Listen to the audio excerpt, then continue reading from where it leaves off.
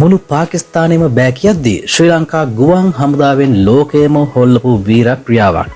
ඉතින් වීඩියෝ එකට යන්න කලින් මගේ channel එකට අලුත් කෙනෙක් නම් channel එක subscribe කරලා එකතු වෙන්න කියලා ආරාධනා කරනවා.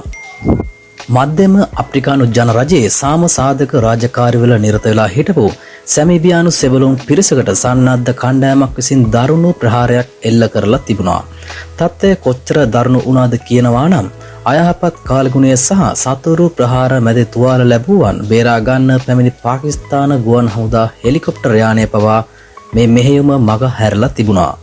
හැබැයි එක්සත් ජාතීන්ගේ සංවිධානයේ ප්‍රධාන අනදෙන නිලධාරියා මේ අභියෝගය පැවරුවේ අපේ ශ්‍රී ලංකා ගුවන් හමුදා බල ඇණියට. ඒ අනුව ගෲප් කැප්ටන් ආසිරි පතරගේ සහාය නියමු ෆ්ලයිට් ලෙෆ්ටිනන්ට් දිල්හෂ් අතපත්තු ඇතුළු 9 දෙනෙකුගෙන් යුත් වීරෝදාර කණ්ඩායමක් UNO 325 P දරන MI-17 හෙලිකොප්ටර් යානයෙන් මෙහෙයුමට පිටත් වුණා.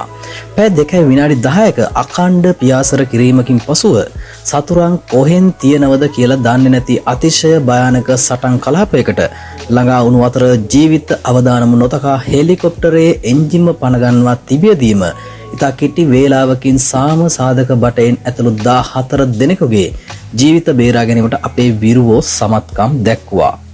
අයහපත් කාල ගුණයටවත් සතුරු ප්‍රහාරවලටවත් සැලුනේ නැති අපේ කොල්ලන්ගේ මේ අසම සම වෘත්තීය නිපුණත්වය සහ නිර්භීතකම නිසා මේ වන විට එක්සත් ජාතීන්ගේ සංවිධානයේ ඉහළම ප්‍රශංසාව ශ්‍රී ලංකාවට හිමි වෙලා තියෙනවා.